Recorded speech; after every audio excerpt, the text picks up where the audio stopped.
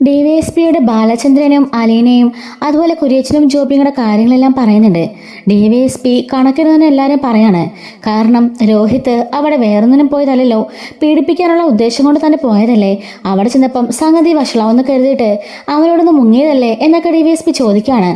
അതുപോലെ തന്നെ രോഹിത്തിനെതിരെ കൊടുത്ത കംപ്ലൈന്റ് പിൻവലിക്കാൻ പോയ അലീനയെയും അതുപോലെ അലീനയെ ആ നാട്ടുകാരെല്ലാം കൂടി തടഞ്ഞു വെച്ച് അവരെ മണ്ണയൊഴിച്ച് കത്തിക്കാൻ പോയ കാര്യമൊക്കെ ഡിവൈഎസ്പി ചോദിക്കുകയാണ്.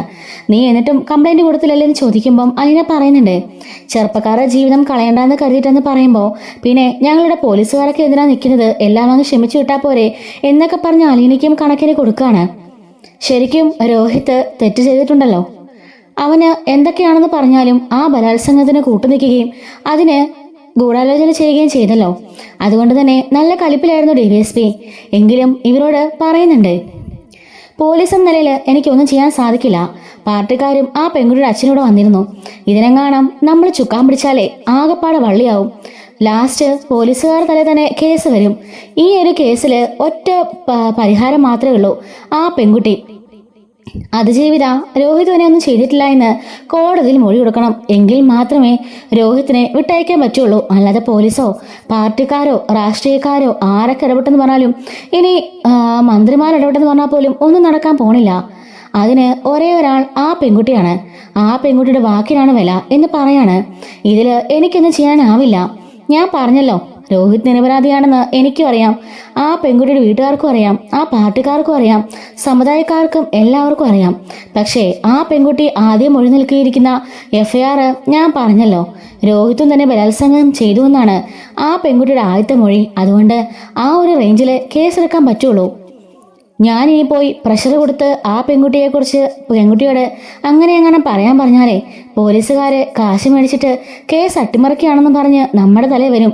നിങ്ങൾക്ക് ഞാൻ പറഞ്ഞ കാര്യങ്ങളൊക്കെ മനസ്സിലാവുന്നുണ്ടല്ലോ എന്ന് പറഞ്ഞുകൊണ്ട് ബാലചന്ദ്രനെയും അലീനയൊക്കെ അവിടെ പറഞ്ഞയക്കുകയാണ്. ബാലചന്ദ്രനും അലീനയൊക്കെ നല്ല വിഷമത്തിലാണ്. അലീനയ്ക്കെങ്കിലും മനസ്സിലൊരു വിശ്വാസമുണ്ട്, ആ പെൺകുട്ടി മനസാക്ഷിക്ക് നിരക്കാത്തായ ഒന്നും ചെയ്യില്ല. അവൾ എന്തായാലും കോടതിയിൽ മൊഴി മാറ്റി പറയും എന്നൊരു വിശ്വാസത്തിലാണ് കേട്ടോ അലീന. ഇനിയിപ്പം വേറെ നിവൃത്തി ഒന്നുമില്ല, എല്ലാ വാതിലുകളും അടഞ്ഞു. അവർക്ക് പണം വേണമെങ്കിൽ എത്ര വേണമെങ്കിലും കൊടുക്കാണെന്നും നമ്മുടെ ബാലൻ പറയുന്നുണ്ട്. പക്ഷെ അതൊന്നും തന്നെ സ്വീകാര്യമാവുന്നില്ല. വേറൊന്നുമല്ല, പാർട്ടിക്കാർ ശരിക്കും ഇടഞ്ഞു നിൽക്കാം കേട്ടോ. ഇത് അവർക്ക് കിട്ടിയ ഒരു കച്ചത്തരമ്പല്ലേ, അവരെങ്ങനെയെങ്കിലും അതൊന്ന് പെരുപ്പിക്കാൻ ശ്രമിച്ചുകൊണ്ടിരിക്കുകയാണ്. അങ്ങനെ രണ്ട് പാർട്ടിക്കാർ വീട്ടിൽ വന്നിട്ട് ഷർണയെ കാണുന്നുണ്ട്. എന്നിട്ട് പറയാണ്, അവർ പല രീതിക്കും പല സ്ഥലത്തും പല സമയത്തും അവർ മോളെ സ്വാധീനിക്കാൻ ശ്രമിക്കും. അതിലൊന്നും മോള് വീണ് പോകരുത്, ലക്ഷങ്ങൾ തരാന്നൊക്കെ പറയും. ഇതൊക്കെ കോടീശ്വരന്മാരുടെ വെറും കള്ളക്കളി മാത്രമാണ്. രോഹിത് ബാലചന്ദ്രനെതിരെ നമ്മൾ ആദ്യമേ കേസ് കൊടുത്തതാ, മോള് മൊഴിയും പറഞ്ഞതാ. ഇനി ഒരിക്കലും അത് മാറ്റി പറയരുത്. മാറ്റി പറഞ്ഞാല് മോളെ എല്ലാവരും കള്ളിയാക്കി ചിത്രീകരിക്കും. അത് മാത്രമല്ല, മോളൊരു മോശപ്പെട്ട പെൺകുട്ടിയാണെന്നും ആ വക്കീൽ പറഞ്ഞ് സ്ഥാപിക്കും. ആ ഹരിയെ മോള് പ്രേമിക്കായിരുന്നല്ലോ, അതുകൊണ്ട് ഹരിയുടെ കൂടെ മനഃപൂർവ്വം മോള് പോയതാണെന്നേ പറയുള്ളൂ. അതുകൊണ്ടാ പറഞ്ഞത്, മോള് ദയവ് ചെയ്ത് മൊഴി മാറ്റി പറയരുത്, അത് മോളുടെ ജീവിതത്തിന് ആപത്താ, മനസ്സിലായാലും ഞങ്ങൾ പറഞ്ഞത് എന്നൊക്കെ അവളെ ബ്രെയിൻ വാഷ് ചെയ്യാൻ ശ്രമിക്കുന്നുണ്ട്.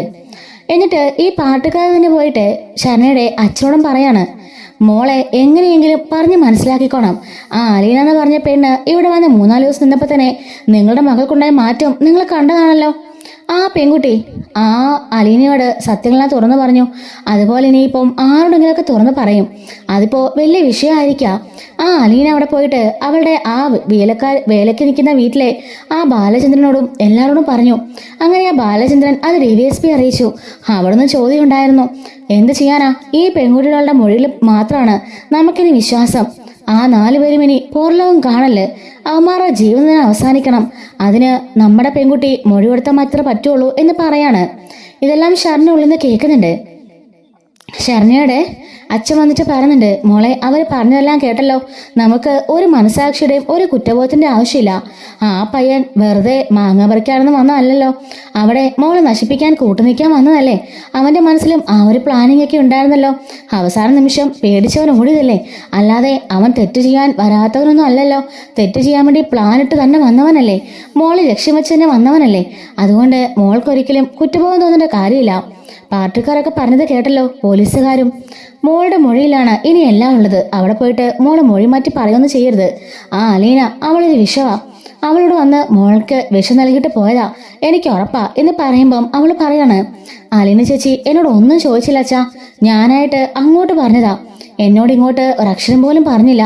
ഞാനിത് പറഞ്ഞപ്പോഴും എന്താ ചെയ്യേണ്ട ചേച്ചി എന്ന് ചോദിച്ചപ്പോഴും മോളുടെ മനസ്സാക്ഷിക്ക് എന്താണോ തോന്നുന്നത് അത് ചെയ്തോളാനാ ആ ചേച്ചി എന്നോട് പറഞ്ഞത്. മോളെ, ഇവളൊക്കെ അങ്ങനെ പലതും പറയും, ഇവക്കൊക്കെ ഇഷ്ടംപോലെ കാശ് കൊടുത്തേ ആ മുതലാളിമാർ അയക്കുന്നതാ, അതുകൊണ്ട് എൻ്റെ മോൾ അതിലൊന്നും വീണ് പോകരുത്. മോക്കറിയോ, ഈ അലീനെന്ന് പറഞ്ഞവളെയും പണ്ട് ഈ രോഹിത്തെ പീഡിപ്പിക്കാൻ ശ്രമിച്ചതാ, രോഹിത്തും ഹരിയും കൂടി. മോക്കതൊക്കെ അറിയോ? മോളെ പ്രേമിക്കുകയാണെന്ന് പറഞ്ഞ് ആ ഹരി പറ്റിച്ച സമയത്ത് തന്നെയാ ഈ പെണ്ണിനെ മയക്കുമരുന്ന് കൊടുത്ത് ഇവന്മാർ രണ്ടുപേരും കൂടി പീഡിപ്പിക്കാൻ ശ്രമിച്ചു. ആ സമയത്ത് കയ്യിൽ കിട്ടിയൊരു കത്രികയെടുത്ത് ആ പെണ്ണ് വയറിൽ കുത്തിയിറക്കായിരുന്നു. അങ്ങനെ ആ പെണ്ണ് ഹോസ്പിറ്റലിലായി. ജീവൻ തിരിച്ചു കിട്ടുന്ന പോലും ആരും ഓർത്തല്ല. അങ്ങനെ പോലീസുകാർ മൊഴിയെടുക്കാൻ ചെന്നപ്പം ഈ പെണ്ണെന്താ പറഞ്ഞെന്നറിയോ? കസേരയിനത്തിന്റെ താഴെ വീണപ്പം കത്രിക കയ്യിൽ കുത്തിക്കേറിയതാണ്. അപ്പം മോളൊന്ന് ആലോചിച്ച് നോക്കിക്കേ, പീഡിപ്പിക്കാൻ ശ്രമിച്ചിട്ട് പോലും അവൾ ഒന്നും വിട്ടു പറഞ്ഞില്ല. അതിന് കാരണം എന്തായിരിക്കും? ആ വീട്ടുകാരെ ഇഷ്ടംപോലെ കാശ് അവൾക്ക് കൊടുത്തു. അതുതന്നെ മോളെ കാരണം. അവളെ പഠിച്ച് കള്ളിയ, പക്കാ ഫ്രോഡാ. എൻ്റെ മോളെ വഴിതെറ്റിക്കാനാ അവൾ വന്നത്. ദയവ് ചെയ്ത് എൻ്റെ മോള് അച്ഛൻ പറഞ്ഞ് കേൾക്കണം കേട്ടോ എന്നൊക്കെ പറഞ്ഞിട്ട് പോവാണ്. ശരണ ആകെപ്പാടെ മാനസികമായി തളർന്നിരിക്കുകയാണ്. അതുപോലെ തന്നെ ടോട്ടൽ കൺഫ്യൂഷനിലാണ്. താൻ എന്താ ചെയ്യണ്ടേ? അച്ഛനൊക്കെ പറഞ്ഞതുപോലെ ചെയ്യണോ, അതോ അലീന ചേച്ചി പറഞ്ഞതുപോലെ എൻ്റെ മനസാക്ഷിക്ക് എന്താണ് തോന്നുന്നത് അത് പറയണോ എന്നാലോചിക്കുകയാണ്.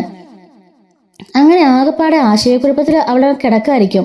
ഇതേ സമയത്ത് അവൾക്കിങ്ങനെ എക്സാമൊക്കെ അടുത്തുകൊണ്ടിരിക്കുകയാണ്. അതുകൊണ്ട് തന്നെ അവൾ അലീന പറഞ്ഞത് ഓർക്കുന്നുണ്ട്. നന്നായി പഠിച്ച് ഒരു ജോലി വാങ്ങിക്കണം എന്നൊക്കെ പറഞ്ഞതൊക്കെ ഓർക്കാണ്. അതുകൊണ്ട് തന്നെ ആ രാത്രിയിൽ അവൾ ബുക്കൊക്കെ എടുത്ത് പഠിക്കാനായിട്ട് തുടങ്ങുന്നുണ്ട്. ഈ സമയത്തായിരിക്കും മറ്റേ നമ്മുടെ ലേഡി ഉണ്ടല്ലോ, ആ പാർട്ടിക്കാരി, ആ പെണ്ണുമ്പിള്ള അങ്ങോട്ടേക്ക് കയറി വരുന്നുട്ടോ. കയറി വന്നിട്ട് ഇവളുടെ വാതിൽ തുറന്ന് കയറുകയാണ്. അപ്പോൾ പഠിക്കായിരിക്കും. രാത്രി 10 മണിയായിട്ടും നിനക്ക് ഉറങ്ങാറായില്ലേ? ഇല്ല, പഠിക്കായിരുന്നു. പരീക്ഷ എങ്ങനെയെങ്കിലും എഴുതണമല്ലോ. പരീക്ഷ എഴുതിയാൽ എനിക്ക് ഫുൾ A+ കിട്ടുമെന്ന് എനിക്ക് ഉറപ്പാ. എനിക്ക് അടുത്ത വർഷം എൻട്രൻസ് എഴുതണമെന്ന് വലിയ ആഗ്രഹമാണ്. പിന്നെ എനിക്ക് മെഡിസിന് പോകണം, അതും എൻ്റെ വലിയ ഡ്രീമാ. എന്താ പറഞ്ഞേ? എൻട്രൻസ് എഴുതാനോ? മെഡിസിന് പോകാനോ? നിനക്കെന്താ വേണേ, വട്ടാണോ? അപ്പോൾ അവൾ ചോദിക്കാണ്, അതെന്താ മാഡം അങ്ങനെ പറഞ്ഞത്? നീ എന്താ ഈ പറയുന്നേ? മര്യാദയ്ക്ക് ആ പുസ്തകമൊക്കെ അങ്ങ് മാറ്റി വെച്ചോ. നീ ആരാണെന്ന് നിനക്കറിയോ? അപ്പം ശരണ്യ എന്താണ് ഇവർ പറഞ്ഞ് മനസ്സിലാവാതെ കൺഫ്യൂഷനായിട്ട് അവരുടെ മുഖത്തേക്ക് നോക്കുമ്പം, നീയേ ഒരു അതിജീവിതയാ. 4 പേർ പീഡിപ്പിച്ച ഒരു പെൺകുട്ടി അതിജീവിത. നിന്റെ മാനം നഷ്ടപ്പെട്ടു, നിന്റെ ജീവൻ നഷ്ടപ്പെട്ടു. അതുകൊണ്ട് ഇനി നീ ചിരിക്കാനോ ആർത്തുല്ലസിച്ച് പാട്ടും പാടി നടക്കാനോ പാടില്ല. ഞാൻ പറഞ്ഞതെല്ലാം മനസ്സിലാവുന്നുണ്ടോ? അലീനയുടെ കൂടെ അമ്പലത്തിൽ പോയ കാര്യങ്ങളെല്ലാം ഞങ്ങൾ അറിഞ്ഞായിരുന്നു. അമ്പലത്തിലൂടെ നാട്ടുകാർ മുമ്പിൽ കൂടെ നടക്കുന്നു, നിനക്ക് നാണമില്ലേ എന്ന് ചോദിക്കുമ്പം, മേഡം അതിന് ഞാൻ തെറ്റൊന്നും ചെയ്തില്ലല്ലോ, പിന്നെ ഞാനെന്തിനാ നാണിക്കുന്നേ? അവന്മാരല്ലേ എന്നോട് തെറ്റ് ചെയ്തത്. എന്തൊക്കെയാണെന്ന് പറഞ്ഞാലും നിന്റെ മാനം നഷ്ടപ്പെട്ടു. 4 പേര് കൂടി നിന്നെ പീഡിപ്പിച്ചു. അതൊന്നും നീ മറന്നു പോയിട്ടില്ലല്ലോ. അത് നിനക്കറിയാവുന്ന കാര്യമല്ലേ? എന്നിട്ടാണോ നീ ഇവിടെ ഇതിങ്ങനെ പഠിക്കുന്നത്? കരഞ്ഞു തളർന്ന് ഒരു മൂലയ്ക്ക് കിടക്കണം നീ. അതാ ഈ സമൂഹത്തിന് ആവശ്യം. ഈ സമൂഹത്തിന് നിന്നോടൊരു ദയയും അലിവും ഒക്കെ ഉണ്ടാവണം. ഈ കണ്ണാടിപ്പാറ കോളനിയിലെ അതിജീവിതയാണ് നീ.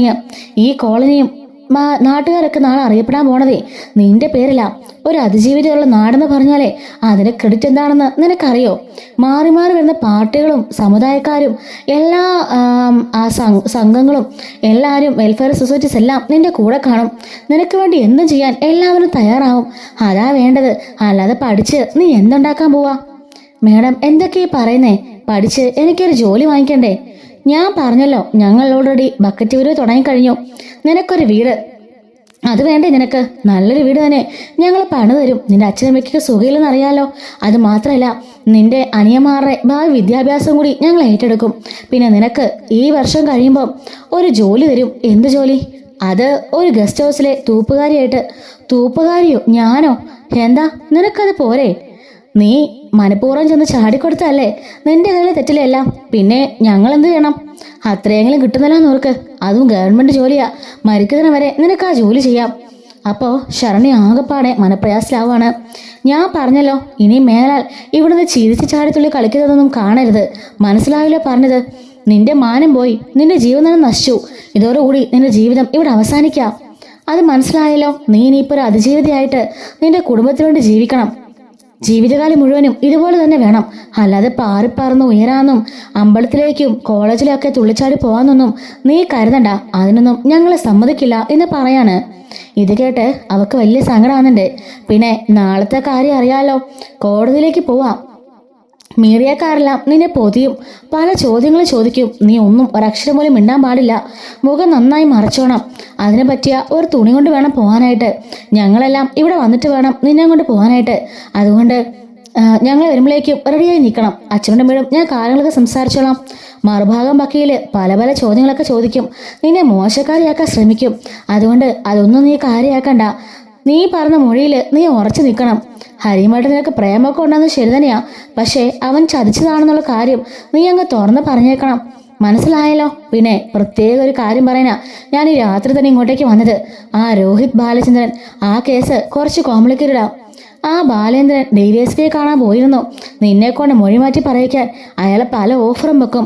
പലതരത്തിലും നിന്നെ സ്വാധീനിക്കാൻ ശ്രമിക്കും. അതിനുവേണ്ടിയാ ആ മറ്റോളെ പറഞ്ഞിട്ടത് ആ അലീനനെ. അതുകൊണ്ട് നീ പ്രത്യേകം ശ്രദ്ധിച്ചോണം. നിന്റെ വായന അബദ്ധത്തില് ആ രോഹിതിന്റെ പേര് വീണുപോയി. പക്ഷെ ഇനി ഒരിക്കലും നീ അത് പറയാൻ പാടില്ല. അലീനോട് അങ്ങനെ പറഞ്ഞിട്ടില്ലെന്ന് തന്നെ നീ പറയണം. മനസ്സിലായല്ലോ? നീ അതുകൊണ്ട് കോടതിയിൽ വെച്ച് മൊഴി അങ്ങനെ തന്നെ പറയണം. രോഹിത് നിന്നെ പീഡിപ്പിച്ചു എന്ന്. അത് മറുത്തു പറയാൻ അവന് ഒരു തെളിവുമില്ല, ഒരവകാശമില്ല. നിന്റെ മൊഴിക്കാണോ പ്രാധാന്യം. പറഞ്ഞത് കേട്ടല്ലോ, നീ നാടിന്റെ അതിജീവിതയാ ഞങ്ങളുടെ. അതുകൊണ്ട് ഒരിക്കലും നന്നാവണമെന്ന് നോക്കണ്ട. പഠിക്കുകയും അതുപോലെ പാറപ്പേർ നടക്കുകയും ഒന്നും വേണ്ട. പഠിത്തമൊക്കെ അവസാനിപ്പിച്ചോ, മനസ്സിലായോ എന്നും പറഞ്ഞ് ദേഷ്യപ്പെട്ട് മുറി നിറഞ്ഞ് ചെല്ലാണ്. ഇത് കേട്ട് ശരണയ്ക്ക് ആകെപ്പാടെ സങ്കടം വന്ന് ചങ്ക് പൊട്ടി കരയുന്നു കേട്ടോ. എന്നിട്ട് അവള് സ്വയമേ ചോദിക്കാണ്, അതിന് ഞാനത് തെറ്റാ ചെയ്തത് എന്നും പറഞ്ഞ് അവള് കരയാണ്. പുറത്തിറങ്ങിയ അച്ഛനോടും അമ്മയോടും ഇതേ കാര്യം തന്നെ പറയാണ് കേട്ടോ. അവളെ ഇനി ചിരിക്കാൻ അനുവദിക്കരുത്. അവളെ പുസ്തകം നോക്കിക്കരുത്. അവളെ പുറത്തിറക്കരുത്. പുറത്തിറങ്ങി തുള്ളിച്ചാടി നടക്കരുത്. ആളുകളൊക്കെ അവളെ മോശമായിട്ട് പറയും. പിന്നെ പ്രത്യേകം രോഹിത്തിന്റെ കാര്യം അവളെ ഒന്നുകൂടി ഓർമ്മിപ്പിക്കണം. രാവിലെ ഞങ്ങൾ വണ്ടിയായിട്ട് വരാം, അപ്പൊ നമുക്കെല്ലാവർക്കും ഒരുമിച്ച് പോകാം എന്നൊക്കെ പറഞ്ഞിട്ട് ആ സ്ത്രീ അവിടെ നിന്ന് പോവാണ്. അച്ഛനും അമ്മയും കൂടി ഷറിന്റെ മുറിയിലേക്ക് കയറി വരുന്നുണ്ട്. അപ്പോ ഷറിനെ ചോദിക്കാണ്, അച്ഛാ എനിക്കിനി ചിരിക്കാനുള്ള അവകാശമില്ലേ അച്ഛാ? പഠിക്കാനുള്ള അവകാശമില്ലേ? എല്ലാവരും മുമ്പിൽ കൂടി നടക്കാനുള്ള അവകാശമില്ലേ എന്നൊക്കെ ചോദിക്കാണ്. അപ്പോഴേക്കും അമ്മയ്ക്കും അച്ഛനും ഒന്നും മിണ്ടാനില്ല കേട്ടോ. അച്ഛാ, എൻ്റെ ഏറ്റവും വലിയ ആഗ്രഹമായിരുന്നു +2 ശേഷം എനിക്ക് മെഡിസിന് പഠിക്കണമെന്ന്, ഒരു ഡോക്ടർ ആവണമെന്ന്. ഞാൻ നന്നായി പഠിക്കുന്നില്ല അച്ഛാ. പിന്നെ എന്തിനാച്ചാ എൻ്റെ ജീവിതം നശിപ്പിക്കുന്നേ? എൻ്റെ പഠിത്തത്തിനെ മുടക്കുന്നേ? മോളെ, നമ്മളല്ലല്ലോ ഒന്ന് തീരുമാനിക്കുന്നത്, അവരല്ലേ. ഇപ്പം എല്ലാ സഹായങ്ങളും ചെയ്ത് നമ്മുടെ കൂടെ നിൽക്കുന്നത് അവരല്ലേ. പിന്നെ അവരെ തഴഞ്ഞിട്ട് നമുക്ക് എന്തെങ്കിലും ചെയ്യാൻ പറ്റുമോ? അതുകൊണ്ടല്ലേ മോള് കുറച്ചുനാൾ അവർ പറഞ്ഞ അനുസരിക്ക്. നമുക്ക് എന്തെങ്കിലും വഴി നോക്കാം. അച്ഛാ, ഇനിയിപ്പോൾ പരീക്ഷയ്ക്ക് കുറച്ച് ദിവസം കൂടി മാത്രമേ ബാക്കിയുള്ളൂ. എനിക്ക് പരീക്ഷ എഴുതണം അച്ഛാ. എനിക്ക് ഫുൾ മാർക്ക് കിട്ടും, എനിക്ക് ഉറപ്പാ. ഡിസ്റ്റിങ്ഷൻ തന്നെ കിട്ടും. ആ ഒരു മാർക്ക് വെച്ച് എനിക്ക് എങ്ങനെയെങ്കിലും തുടരായിട്ട് പഠിക്കണം. അതിന് ഇവരൊക്കെ പറഞ്ഞ പോലെ ഞാൻ ചിരിക്കാതിരുന്നാൽ ഞാൻ ചിരിക്കണ്ടേ അച്ഛാ എന്ന് ചോദിക്കാണ്. എൻ്റെ മോള് ചിരിക്കണം, മോള് സന്തോഷത്തോടെ ജീവിക്കണം. അത് തന്നെയാ ഞങ്ങളുടെ ആഗ്രഹം. പക്ഷേ ഇപ്പൊ കടിഞ്ഞാണെല്ലാം അവരുടെ കയ്യിലാ. ഇതെല്ലാം ഒന്ന് ആർത്തണക്കട്ടെ. ഇവരുടെ ഈ ഒരു വരവും പോക്കൊക്കെ നിന്ന് കഴിയുമ്പം മോളുടെ ഇഷ്ടത്തിന് ജീവിക്കാലോ എന്നൊക്കെ പറയാണ്. അങ്ങനെ ഇവരും പോയി കിടക്കാണ്. ഷർണി ആകെപ്പാടെ മുറിയിൽ അങ്ങോട്ടും ഇങ്ങോട്ടും നടന്നുകൊണ്ടിരിക്കുകയാണ് കേട്ടോ. അവൾക്ക് എന്താ ചെയ്യേണ്ടത്, ഇനിയിപ്പോൾ മുമ്പോട്ടുള്ള ജീവിതം എന്താകും എന്നെല്ലാം ആലോചിച്ചുകൊണ്ട് അങ്ങോട്ടും ഇങ്ങോട്ടും മുറിയിൽ കൂടെ നടക്കുകയാണ്. അലീന പറഞ്ഞ കാര്യങ്ങൾ അവളുടെ ചെവിയിലൂടെ അലടിച്ച് വരുന്നുണ്ട്. നന്നായി പഠിക്കണം, പറന്നുയരണം, ആരെ നോക്കേണ്ട കാര്യമില്ല. നീ തെറ്റൊന്നും ചെയ്തിട്ടില്ല. തെറ്റ് ചെയ്തവർ ശിക്ഷിക്കപ്പെടണം. അവരെല്ലാം ഇപ്പൊ ജയിലുണ്ട്. പിന്നെ നീ ആരെ പേടിക്കാനാ? കുറെ പേപ്പട്ടികൾ വന്ന് കടിച്ചൊന്ന് കരുതിയാൽ മതി. ഇന്ന് ഡ്രസ്സ് കഴുകി മാറി മേലും കഴുകിയാൽ ആ ഒരു ഇതെല്ലാം അങ്ങ് മാറും എന്നൊക്കെ പറഞ്ഞെല്ലാം ഇവൾ ഓർക്കുന്നുണ്ട്. അതേസമയത്ത് ഈ സ്ത്രീ വന്നിട്ട് തന്നെ ഇനി ചിരിക്കാൻ പാടില്ല, തന്റെ ജീവിതം നശിച്ചു, ഇതോടുകൂടി ജീവിതം അവസാനിച്ചു, ഇനി മേലാല് ചിരിക്കരുത് പഠിക്കരുതെന്നൊക്കെ പറഞ്ഞ് തന്നെ ഭീഷണിപ്പെടുത്തിയ കാര്യം ഓർക്കാണ്. രണ്ടും കൂടെ ആലോചിച്ച് അവൾക്കൊരു മനസ്സമാധാനം ഇല്ല കേട്ടോ. അതിൻ്റെ കൂടെ രോഹിത്തിന്റെ ആ ഒരു ഇൻസിഡന്റ് ഓർക്കാണ്. രോഹിത്തിനെ എല്ലാവരും കൂടി തന്നെ മേലേക്ക് തള്ളിവിട്ടപ്പം വേണ്ടാന്ന് പറഞ്ഞ് അലറിക്കൊണ്ട് അവിടെ നിന്നിറങ്ങി ഓടുന്ന കാര്യങ്ങളെല്ലാം അവൾ ഓർക്കുന്നുണ്ട്. അതുകൊണ്ട് തന്നെ എന്താണ് ചെയ്യേണ്ടതെന്ന് ആലോചിച്ചുകൊണ്ടിരിക്കുകയാണ്. അങ്ങനെ പിറ്റേ ദിവസം രാവിലെ ആവുന്നുണ്ട്. പത്രക്കാരും TV-ക്കാരും സോഷ്യൽ മീഡിയയിലുള്ള എല്ലാവരും ഈ ഒരു വാർത്തയ്ക്ക് വേണ്ടി കോടതിയുടെ മുറ്റത്തിങ്ങനെ തടിച്ചുകൂടി നിൽക്കുകയാണ് കേട്ടോ. ഷർണയുടെ വരവിനായിട്ട് കണ്ണാടിപ്പാറ കോളനിയിലും ആളുകളെല്ലാം തടിച്ചുകൂടി നിൽക്കുകയാണ്. ഈ സമയത്ത് പാർട്ടിക്കാരുടെ വണ്ടി അങ്ങോട്ടേക്ക് വരുന്നുണ്ട്. അങ്ങനെ ഷർണേനെ മുഖമൊക്കെ മൂടി അവിടെ നിന്ന് കൊണ്ടുപോവാണ്. ശരണ്യ അച്ഛനും അമ്മയും അതുപോലെ സഹോദരനും കൂടിയിട്ടാണ് ഇവരുടെ കൂടെ പോകുന്നത്. അങ്ങനെ ഇവർ വണ്ടിയുമായിട്ട് നേരെ ആ ഒരു കോടതി വളപ്പിലേക്ക് ചെല്ലുന്നുണ്ട്. ഇതേ സമയത്ത് മനുവും അതുപോലെ കമലയും ശിവനും അതുപോലെ പിന്നെ നമ്മുടെ ബാലചന്ദ്രനും അലീനയും കൃഷ്ണയും എല്ലാവരും ഉണ്ട് കേട്ടോ. എല്ലാവരും ആ കോടതി വളപ്പിൽ തന്നെ ഹാജരാണ്. അങ്ങനെ എല്ലാവരും കോടതിക്കുള്ളിലേക്ക് കയറാണ്. ശരണ്യ കൊണ്ട് വരുന്നത് കാണുമ്പം മീഡിയക്കാരും പത്രക്കാരും എല്ലാവരും കൂടി ആ പെൺകുട്ടിയെ വളഞ്ഞു പിടിക്കുകയാണ് കേട്ടോ. എന്താ സംഭവിച്ചത്? 4 പേരും പ്രതികളാണോ? ഇനി കൂട്ടുപ്രതികൾ ആരെങ്കിലും ഉണ്ടോ? എന്താ പറ്റിയെന്നൊക്കെ പറഞ്ഞുകൊണ്ട് ഇവർ ഉറക്കെ ചോദിച്ചുകൊണ്ടിരിക്കുമ്പം പോലീസുകാർ വന്ന് അവരെല്ലാം തള്ളി നീക്കി പെൺകുട്ടിയെ പ്രൊട്ടക്ട് ചെയ്തുകൊണ്ട് അകത്തേക്ക് കയറാണ്. ഒരു സൈഡിൽ ശരണ്യയും അവളുടെ പേരൻസും അതുപോലെ പാർട്ടിക്കാരും സമുദായത്തിൽ നിന്നുള്ള 1-2 പേരും അങ്ങനെയുള്ള എല്ലാവരും കൂടി ആ സൈഡിൽ ഇരിക്കുകയാണ്. ഇതേ സമയത്ത് ഓപ്പോസിറ്റ് ബാലേന്ദ്രന്റെ മലീനയും അങ്ങനെ മനുവും ഒക്കെ കൂടി ഇരിക്കുന്നുണ്ട്. ബാലചന്ദ്രന്റെ കണ്ണിൽ നിന്ന് കണ്ണീരിങ്ങനെ ഒഴുകാണ്. എന്നിട്ട് ശരണ്യ നേരെ കൈകൂപ്പി ഇങ്ങനെ ആംഗ്യ ഭാഷയിൽ കാണിക്കുമ്പം ആ പാർട്ടിക്കാരി അവളോട് തിരിഞ്ഞിരിക്കാൻ ആവശ്യപ്പെടുന്നുണ്ട് കേട്ടോ. ബാലേന്ദ്രനെ കരയുമ്പം അനിയനെ സമാധാനിപ്പിക്കുകയാണ്. അച്ഛാ, എനിക്ക് വിശ്വാസമുണ്ട്, ഞാൻ പറഞ്ഞത് അച്ഛൻ കേക്ക്. എന്തായാലും ആ കുട്ടി മനസാക്ഷിക്ക് വിപരീതമായിട്ട് ഒന്നും ചെയ്യില്ല. എനിക്കറിയാം അവൾ എന്താണേലും രോഹിത്തിനെ ഇന്ന് രക്ഷിക്കുമെന്ന് പറയുമ്പോൾ മോളെ, ആ കുട്ടിക്ക് മനസാക്ഷി ഉണ്ടായിരിക്കാം, പറയണമെന്ന് ആഗ്രഹം ഉണ്ടായിരിക്കാം. പക്ഷെ അതല്ലല്ലോ അവളുടെ കൂടെ ഇരിക്കുന്നത് ആരാണെന്ന് മോള് കണ്ടോ? പാർട്ടി പ്രവർത്തകരും സമുദായക്കാരും ആ പോലീസുകാരന്മാരും എല്ലാവരും ഉണ്ട്. എല്ലാവരും കൂടി ആ കുട്ടീനെ പ്രഷർ കൊടുത്ത് നിർബന്ധിച്ചിരിക്കാം. കൊച്ചുകുട്ടിയല്ലേ, അവൾ എന്ത് ചെയ്യാൻ പറ്റും? അല്ലെങ്കിൽ തന്നെ ഇങ്ങനൊരു ആപത്ത് നടന്നതിന്റെ ആ ഒരു ഷോക്കിൽ ആ കുട്ടി. അതിന്റെ കൂടെ സത്യം പറയുന്ന മോക്ക് തോന്നണ്ടോ? സത്യം പറഞ്ഞ ഇവരെല്ലാം കൂടി ആ പെൺകുട്ടിയെ വളഞ്ഞിട്ട് ആക്രമിക്കില്ലേ എന്ന് പറയാണ്. അച്ഛാ, നമുക്ക് ദൈവത്തിൽ വിശ്വസിക്കാം, അത് മാത്രമേ വഴിയുള്ളൂ എന്ന് പറഞ്ഞുകൊണ്ട് അലീന കണ്ണടച്ച് അവിടെ ഇരുന്ന് പ്രാർത്ഥിക്കുന്നുണ്ട്. അതുപോലെ ബാലചന്ദ്രനും പ്രാർത്ഥിക്കുകയാണ്. ഇതെല്ലാം തന്നെ ശരണ്യ നോക്കി കാണുന്നുണ്ട് കേട്ടോ. അങ്ങനെ ജഡ്ജി വരുന്നുണ്ട്, കോടതി കൂടുകയാണ്.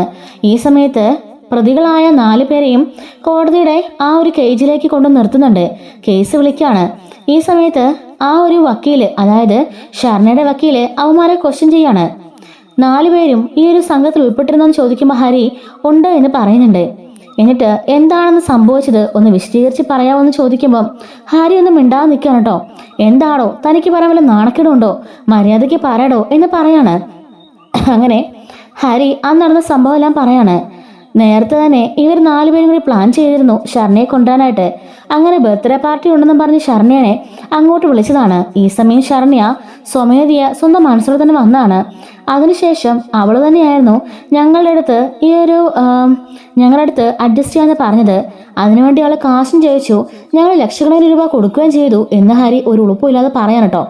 അപ്പൊ ചോദിക്കുക ശരണ്യയുടെ വക്കീലാണ്, താനീ പറഞ്ഞെല്ലാം സത്യമാണോ? പിന്നെ പോലീസിനോട് താൻ അങ്ങനെയല്ല പറഞ്ഞത്, താൻ മയക്കുമരുന്ന് കൊടുത്ത് ആ പെൺകുട്ടിയെ പീഡിപ്പിച്ചതാണെന്ന് പറഞ്ഞല്ലെന്ന് ചോദിക്കുമ്പം ഹരി പറയാണ്, അത് പോലീസുകാര് ഞങ്ങളെ സ്റ്റേഷനിൽ വെച്ച് ഒരുപാട് ഉപദ്രവിച്ചു, അങ്ങനെ ഞങ്ങളെ കൊണ്ട് പറയിച്ചതാണ് എന്ന് പറയാണ്. അപ്പോഴേക്കും ഹരിയുടെ വക്കീൽ എഴുന്നേൽക്കുന്നുണ്ട്. അതേ സാർ, സ്റ്റേഷനിൽ വെച്ച് ഈ പയ്യന്മാരെ 4 പേരെയും ആ പോലീസുകാര് ഒരുപാട് ഉപദ്രവിച്ചു. അങ്ങനെ ഇവർക്ക് ഇങ്ങനെ പറയേണ്ടി വന്നതാണ്. ശരിക്കും ഇവർ തെറ്റൊന്നും ചെയ്തിട്ടില്ല എന്ന് പറയുന്നുണ്ട്. ആ പെൺകുട്ടിക്ക് 18 വയസ്സ് തികയും ചെയ്തതാണ്. അവൾ സ്വമേധയ ഇവരുടെ കൂടെ പോവുകയും ഇവരുടെ കൂടെ ഇന്റിമേറ്റ് ആവുകയും ചെയ്തതിനു ശേഷം ആ പെൺകുട്ടി പൈസ ചോദിച്ചു. എന്നാൽ അത് കൂടുതലാണെന്ന് ഇവർ പറയുകയും ചെയ്തോടെയാണ് ആ പെൺകുട്ടിയുടെ സ്വഭാവം മാറിയതും ആ പെൺകുട്ടി ഇവർക്കെതിരെ കേസ് കൊടുത്തെന്ന് പറഞ്ഞ കേസ് തന്നെ തിരിച്ചുവിടാണ്. അപ്പോഴേക്കും ശരണ്യ ഒന്ന് പേടിക്കാനോട്ടോ ഇങ്ങനെയൊക്കെ പറഞ്ഞത് കേൾക്കുമ്പോഴേക്കും. അപ്പോഴേക്കും ശരണ്യ പതിയെ അലീനെ ഒളിഞ്ഞു നോക്കുമ്പം അലീന ചങ്കിൽ കൈതൊട്ട് കൂളായിട്ടിരിക്ക്, പേടിക്കണ്ട എന്ന് പറയാണ്. ഇതിനു മുമ്പും അലീന അവളെ സമാധാനിപ്പിച്ചിട്ടുണ്ട്. ഇതുപോലുള്ള കാര്യങ്ങളെല്ലാം അവൾക്ക് പറഞ്ഞു കൊടുത്തിട്ടുണ്ട്. ഇങ്ങനെയൊക്കെ കേസ് വഴിതിരിച്ചു വിടും, മോള് ശ്രദ്ധിക്കണം എന്നൊക്കെ പറഞ്ഞിട്ടുണ്ട് കേട്ടോ. അതെല്ലാം ഓർക്കാണ്. അപ്പോ നിങ്ങൾ പറഞ്ഞത് സ്വമേധയാ ശരണ്യ നിങ്ങളോട് വന്നെന്നാണോന്ന് ചോദിക്കുമ്പം ഹരി അതെ എന്ന് പറയാണ്. പലതവണ ഈ കുട്ടി ഞങ്ങളോട് വന്നിട്ടുണ്ട്, ഞങ്ങൾ അതിന് കാശും കൊടുത്തതാ. അന്നേ ദിവസം തന്നെ ഞങ്ങൾ എല്ലാവരും ഈ പെൺകുട്ടിക്ക് 25,000 രൂപ വെച്ച് 4 പേരും കൂടി 1 ലക്ഷം രൂപയും ഒരു സ്വർണ്ണമോതിരവും ഒരു മാലയും കൊടുത്തു എന്ന് പറയുന്നുണ്ട്. എന്നാൽ അത് പോരാ, എല്ലാവരും കൂടി 4 ലക്ഷം രൂപ തരണമെന്ന് പറഞ്ഞപ്പോഴാണ് ഞങ്ങളത് പറ്റില്ല എന്ന് പറഞ്ഞത്. അതിന് ദേഷ്യമുണ്ട് കേസ് കൊടുത്തതെന്ന് ആ ഹരി ഒരു നാണമില്ലാതെ പറയാൻ കേട്ടോ. ഇത് കേട്ട് ആ ബാലേന്ദ്രനും അതുപോലെ ബാലനൊക്കെ നാണക്കേട് തോന്നാണ്. ഇങ്ങനെ കള്ളം വിളിച്ച് പറഞ്ഞത് കേട്ടിട്ടോ. അപ്പൊ ശരണ്യ അച്ഛനും അമ്മയും അവിടെ ഇരുന്ന് ഉരുകി കരയുന്നുണ്ട്. പാവങ്ങൾ ഭയങ്കരമായിട്ട് കരയാണ് കേട്ടോ. അങ്ങനെ ശരണ്യനെ ആ വക്കീല് വിളിപ്പിക്കുകയാണ്, അതായത് ഹരിയുടെ വക്കീല്. ഇവനീ പറഞ്ഞതൊക്കെ സത്യമല്ലേ? നീ പലതവണ ഇവനൂടെ പോയിട്ടില്ലേ? എന്ന് ചോദിക്കുമ്പം ഇല്ല, സത്യമല്ല എന്ന് പറയാണ്. അല്ല, നീ ഈ ഹരിയെ പ്രേമിച്ചു എന്നുള്ള സത്യമാണോ? അതെ. ഇവനോട് പല സ്ഥലങ്ങളും പോയി എന്നുള്ള സത്യമാണോ?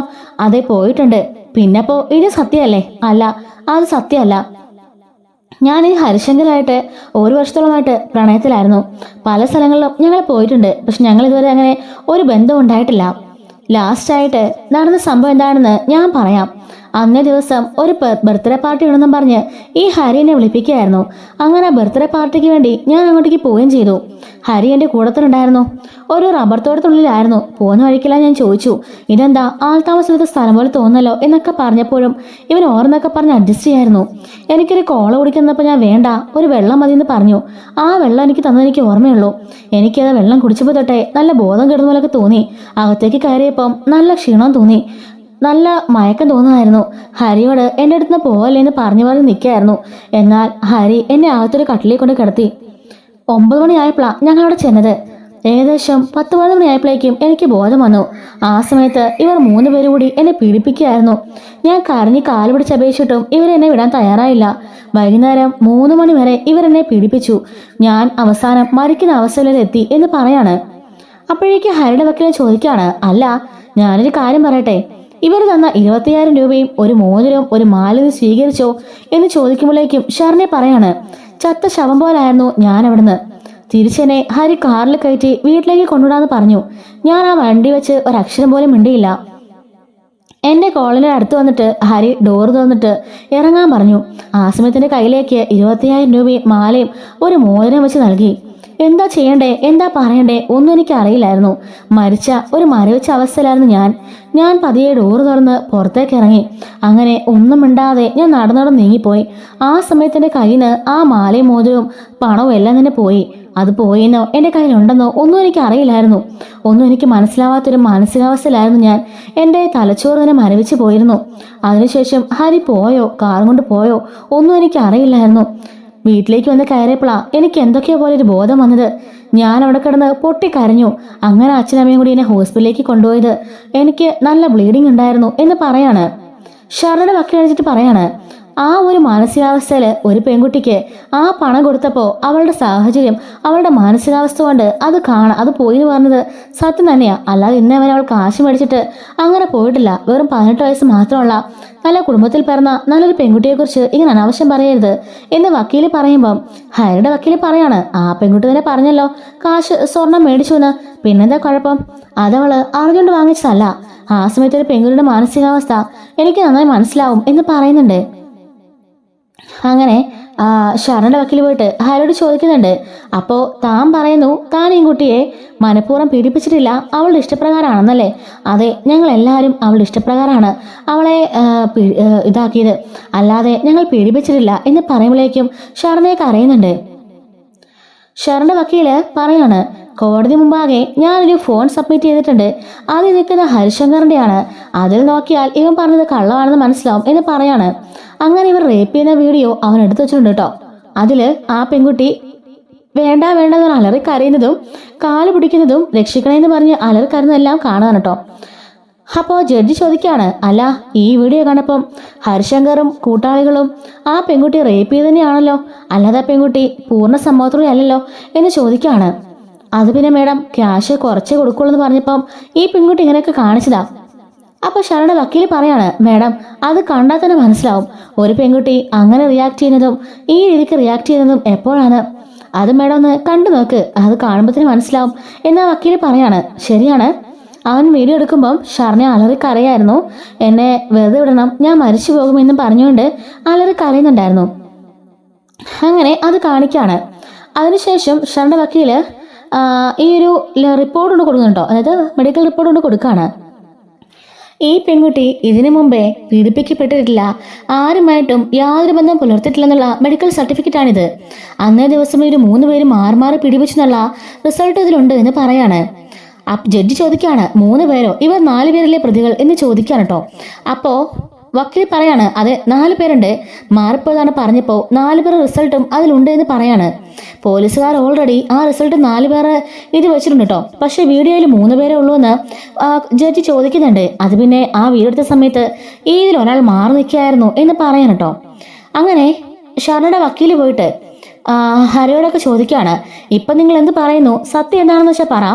നിങ്ങൾ 4 പേരും കൂടി അവളെ റേപ്പ് ചെയ്യല്ലായിരുന്നോ, അല്ലാതെ അവളുടെ സമ്മതത്തോടെ അല്ലല്ലോ എന്ന് ചോദിക്കുമ്പം, അല്ല മേഡം, സത്യമാണ് പറഞ്ഞത്, ഇവളുടെ സമ്മതത്തോടെ തന്നെയാണ് ഇത് സംഭവിച്ചത്. പക്ഷേ വീടെടുത്ത സമയത്തൊക്കെ ഇവൾ അഭിനയിക്കുകയായിരുന്നു. അങ്ങനെയൊക്കെ കാണിച്ചാലേ അവളുടെ കേസിന് ബലം കിട്ടുള്ളൂ നമുക്ക് അറിയായിരുന്നു, അതുകൊണ്ട് കാണിച്ചതാണ് എന്നൊക്കെ പറഞ്ഞ് പ്ലേറ്റ് തിരിച്ചുവിടുകയാണ്. ഈ സമയത്ത് അവിടെ കിടന്നൊരു രോഹിത്ത് അലറി കരയുന്നുണ്ട്. അല്ല, ഇവൻ പറയുന്നതെല്ലാം പച്ച കള്ളവാ. ആ പെൺകുട്ടി അവള് പാവവാ, ഇവനെ മാത്രം വിശ്വസിച്ച പെൺകുട്ടിയാ, ഇവനോട് സ്നേഹത്തിലായിരുന്നു. അന്നേ ദിവസം ഇവളെ കള്ളം പറഞ്ഞ് അങ്ങോട്ടേക്ക് കൊണ്ടുവന്നതാ. എന്നിട്ട് അവക്ക് വെള്ളത്തിൽ മയക്കുമരുന്ന് കലക്കി കൊടുത്തു.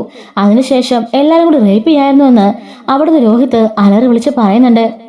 ഹരിക്കും ബാക്കി രണ്ടുപേർക്കും നല്ല ദേഷ്യം വരണ്ടോ. എങ്ങനെയെങ്കിലും വക്കീല് പറഞ്ഞു കൊടുത്ത ഐഡിയയില് ഇത് ഇവളുടെ മനസ്സുകൊണ്ട് അവള് സമ്മതിച്ചു വന്നതാണെന്ന് പറയാൻ വേണ്ടിയിട്ട് വക്കീൽ ഇവർക്ക് ക്ലാസ് എടുത്തതായിരുന്നു കേട്ടോ. പക്ഷെ അതെല്ലാം സ്പോയിൽ ചെയ്തുകൊണ്ടാണ് ഇവനിങ്ങനെ ഉറക്കെ വിളിച്ച് പറഞ്ഞത്. അത് കേൾക്കുമ്പോൾ ബാക്കി രണ്ടുപേർക്കും നല്ല ദേഷ്യം വരികയാണ്. കമല പറയാണ്, ഈ രോഹിത് ഇതെന്തായി പറയുന്നേ, എങ്ങനെയെങ്കിലും രക്ഷപ്പെടാനുള്ളതിന് അവൻ എന്തിനാ ഈ സത്യമൊക്കെ വിളിച്ചു കൂന്നേ എന്ന് പറയാണ്. മനു പറയാണ്, പിന്നെ ഹരി പറഞ്ഞ കള്ളമൊക്കെ കേട്ടുകൊണ്ട് അവൻ മിണ്ടാതിരിക്കുന്നത് കരുതിയോ, അമ്മ ഒന്ന് മിണ്ടാതിരുന്നേ എന്ന് പറയാണ്. അങ്ങനെ ശരണ്യ തെറ്റൊന്നും ചെയ്തിട്ടില്ല, അവള് നല്ലൊരു പെൺകുട്ടിയാ, ഇവനെ ആത്മാർത്ഥത സ്നേഹിച്ചത് മാത്രമേ ഉള്ളൂ, ചതിച്ചത് ഇവനാ കഴിഞ്ഞ 2-3 ദിവസം കൊണ്ട് ഞങ്ങളുടെ ഇവൻ പ്ലാൻ ചെയ്യായിരുന്നു അവളെ എങ്ങനെ കൊണ്ടുവരാം, അവളെ എവിടെ കൊണ്ടുവരാം, എങ്ങനെ പീഡിപ്പിക്കാം എന്നാലും ഇവൻ പ്ലാൻ ചെയ്തതാ. ആ ഗൂഢാലോചനയില് ഞാനും ഉണ്ട്, ഇവന്മാര് 3 പേരും ഉണ്ട് എന്ന് രോഹിത്ത് വിളിച്ച് പറയാണ്. ഹരിയുടെ വക്കീലാണെങ്കിലോ ഒന്നും പറയാനില്ല കേട്ടോ, അവൻ തന്നെ സത്യം വിളിച്ച് കൂവിയല്ലോ, ഇനിയിപ്പോ എന്ത് പറയാനാ. അപ്പം നമ്മുടെ ഇത് കേൾക്കുമ്പോഴേക്കും ശരണ്യയ്ക്ക് ഒത്തിരി സമാധാനമാവുന്നുണ്ട്. അവളുടെ മേലെ ഇത്രയും നേരം അവളൊരു മോശപ്പെട്ട പെൺകുട്ടിയായിട്ട് പറഞ്ഞുകൊണ്ടിരിക്കുകയല്ലായിരുന്നോ, ആ സമയത്താണ് നമ്മുടെ രോഹി ഇങ്ങനെ വിളിച്ചു പറഞ്ഞത്. അത് കേൾക്കുമ്പം രോഹിയോട് അവളുടെ ആ ഒരു മനസാക്ഷി വർക്കൗട്ട് ആവുന്നുണ്ട് കേട്ടോ. അപ്പോഴേക്കും പാർട്ടിക്കാരൊന്ന് പേടിക്കുന്നുണ്ട്. ഇത് കേട്ടവള് മനസ്സ് മാറ്റി പറയുമെന്ന്. ഈ സമയത്ത് ശരണ്യ വക്കീലിന്റെ പറയാണ്, അപ്പോ അവൻ പറഞ്ഞെല്ലാം കേട്ടല്ലോ, ആ 4 പേരും മോളെ പീഡിപ്പിച്ചെന്നുള്ള സത്യമല്ലേ. അപ്പോഴേക്ക് ശരണ്യ ജഡ്ജി നോക്കിയിട്ട് പറയാണ്, അല്ല മേഡം, ഇവര് പറഞ്ഞൊന്നും ശരിയല്ല, ഈ 4 പേരും എന്നെ പീഡിപ്പിച്ചിട്ടില്ല, ആ 3 പേര് മാത്രമേ എന്നെ പീഡിപ്പിച്ചിട്ടുള്ളൂ, ഹരിയും ആ 2 പേരും മാത്രം, രോഹിത് ബാലേന്ദ്രൻ എന്നെ ഒന്നും ചെയ്തിട്ടില്ല എന്ന് പറയാണ്. ജഡ്ജി ചോദിക്കാണ്, മോൾ എന്തായി പറയുന്നേ, പിന്നെ ആദ്യത്തെ മൊഴിയില് മോള് തന്നെ കൊടുത്തിട്ടുണ്ടല്ലോ രോഹിത്തിന്റെ പേര്.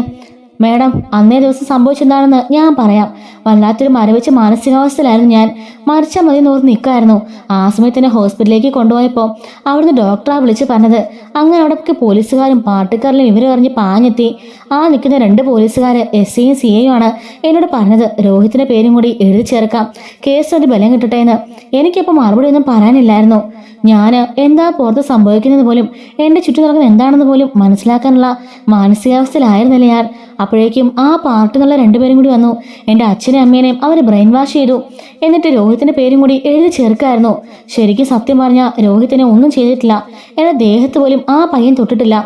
ആ വീഡിയോയിൽ കാണുന്നതാണ് സത്യം, ഇവര് 3 പേരുമാണ് എന്നെ റേപ്പ് ചെയ്തത്. അവിടുന്ന് എൻ്റെ അടുത്തേക്ക് വരാതിരുന്ന രോഹിത്തിനെ ഇവർ പിടിച്ചു വലിച്ചുകൊണ്ട് എന്നെ മുകളിലേക്ക് തള്ളിയിട്ടു. പക്ഷേ അപ്പോഴും ഒന്നും ചെയ്യില്ല എന്ന് പറഞ്ഞുകൊണ്ട് ഇറങ്ങി ഓടാൻ പോയ ഇവനെ ഇവർ 3 പേരും കൂടി പിടിച്ച് ബാത്റൂമിൽ കയറി ലോക്ക് ചെയ്യായിരുന്നു. പോലീസിനെ വിളിക്കാൻ പോയ രോഹിത്തിനെ അവർ ആ ഫോൺ മേടിച്ച് വെക്കുകയും ചെയ്തു. എല്ലാം കഴിഞ്ഞതിന് ശേഷം ആണ് അവർ രോഹിത്തിനെ തുറന്നു വിട്ടത് എന്ന് പറയുന്നുണ്ട്. ഞാൻ പറഞ്ഞത് 100% സത്യമാണ്. അന്ന് ഈ പോലീസുകാർ നിർബന്ധിച്ചിട്ടാ ഞാൻ ആ രോഹിത്തിന്റെ പേരുകൂടി പറഞ്ഞത്. ആ മെഡിക്കൽ സർട്ടിഫിക്കറ്റ് കള്ളാണ്. ഞങ്ങൾ 3 പേര് മാത്രമേ എന്നെ ഉപദ്രവിച്ചിട്ടുള്ളൂ, രോഹിത് എന്നെ ഒന്നും ചെയ്തിട്ടില്ല. ഇതാരുടെ നിർബന്ധം കൊണ്ടോ ഒന്നും ഞാൻ പറയല്ല, എന്റെ മനസാക്ഷി കൊണ്ട് ഞാൻ പറയാണ്. ആ പയ്യൻ എന്നെ ഒന്നും ചെയ്തിട്ടില്ല. പക്ഷേ ഗൂഢാലോചനയിലും അന്ന് ദിവസം വീട്ടിലും അവനുണ്ടായിരുന്നു എന്ന് പറയുന്നുണ്ട് കേട്ടോ. ജഡ്ജി എപ്പോഴേക്കും ആ മെഡിക്കൽ സർട്ടിഫിക്കറ്റ് തയ്യാറാക്കിയ ആ ഡോക്ടറെ വിളിപ്പിക്കുന്നുണ്ട്. എന്താണ് ഇതിൻ്റെയൊക്കെ അർത്ഥം എന്ന് ചോദിക്കുമ്പം ആ നിൽക്കുന്ന 2 പോലീസുകാരാണ് എന്നോട് അങ്ങനെ ചെയ്യാൻ പറഞ്ഞത്. ഒറിജിനൽ റിപ്പോർട്ട് ഞാൻ ഓൾറെഡി ഒരു പുറത്താണ്, അവരാണ് എൻ്റെ ഫേക്ക് നിർമ്മിച്ചത്. ശരിക്കും ഈ 3 പേരെ മാത്രമേ സാമ്പിൾസേ ആ കുട്ടിയുടെ ശരീരത്തിൽ നിന്ന് കിട്ടിയുള്ളൂ എന്ന് ആ ഡോക്ടർ പറയുന്നുണ്ട് കേട്ടോ. അതായത് ഈ പെൺകുട്ടീനെ ആ റേപ്പ് ചെയ്യുന്ന സമയത്ത് പരിശോധിക്കുമല്ലോ അവര്, അങ്ങനെ പോലീസുകാരെ വിളിപ്പിക്കുകയാണ് രണ്ടുപേരെയും. എന്താണ് ഇതിന്റെയൊക്കെ അർത്ഥം? എന്തിനാണ് നിങ്ങൾ നിരപരാധി ഒരാളെ കൂടി ഇതിലേക്ക് വലിച്ചഴിച്ചത് എന്ന് ചോദിക്കുകയാണ്. അത് പിന്നെ മേഡം, ഗൂഢാലോചനയിലും ആ സംഭവ സ്ഥലത്തും ഈ പയ്യൻ ഉണ്ടായിരുന്നല്ലോ, അതുകൊണ്ടാണെന്ന് പറയുമ്പം അങ്ങനെയാണെങ്കിൽ അങ്ങനെ എഴുതി ചേർക്കണം. അല്ലാതെ ഈ പെൺകുട്ടിയെ പീഡിപ്പിച്ചത് അവനും കൂടിയാണെന്ന് എഴുതി ചേർക്കരുത്. മനസ്സിലായോ? എന്തായാലും നിങ്ങൾക്കുള്ള പണിഷ്മെന്റ് ഞാൻ പുറകെ തരുന്നുണ്ട്. രണ്ടുപേരും കുറച്ചു ദിവസം വീട്ടിൽ പോയി ഇരിക്കെ. നിങ്ങളുടെ സ്ഥാനവും നിങ്ങളുടെ ഈ ഒരു ഇതും ദുരുപയോഗം ചെയ്തതിന് രണ്ടുപേരും ഒരു 6 മാസത്തേന് വീട്ടിൽ പോയിരുന്നോ എന്ന് പറയാണ്. അതുപോലെ ആ ഒരു ഡോക്യുമെന്റ്സ് തയ്യാറാക്കിയ ആ ഒരു ഡോക്ടർക്കും ആ ഒരു ശിക്ഷ നൽകുന്നുണ്ട് കേട്ടോ. അതേസമയം നമ്മുടെ ബാലനൊക്കെ ഒരുപാട് സന്തോഷമാകുന്നുണ്ട്. പാർട്ടിക്കാരൊക്കെ മുറുമുറുത്തോണ്ടിരിക്കുകയാണ് കേട്ടോ. അപ്പോൾ ഇതിനെല്ലാം ചുക്കാൻ പിടിച്ച ആ പാർട്ടി പ്രവർത്തകരെയും കൂടി ജഡ്ജി വിളിപ്പിക്കുന്നുണ്ട്. നിങ്ങളെല്ലാം ഈ നാടിന് സേവനം ചെയ്യേണ്ടവരല്ലേ, യഥാർത്ഥത്തിനെയും സത്യത്തിനെയും കൂടെ നിൽക്കേണ്ടവരല്ലേ? നിങ്ങൾ തന്നെ ഇങ്ങനെ കള്ളത്തിന് കൂട്ടുവന്നാൽ ബാക്കി എന്ത് ചെയ്യും? നിങ്ങളെ വിശ്വസിച്ചല്ലേ ആളുകൾ വോട്ട് നൽകി വിജയിപ്പിക്കുന്നത്, എന്നിട്ട് നിങ്ങൾ തന്നെ ഇങ്ങനെ കാണിച്ചാലോ എന്നൊക്കെ ചോദിച്ച് അവരെ ശരിക്കും പറയുന്നുണ്ട് കേട്ടോ. അങ്ങനെ ആ സ്ത്രീയെയും വേറൊരാളെയും കൂടി ശരിക്കും കോടതി നന്നായി വഴക്ക് പറഞ്ഞു വിടുകയാണ്.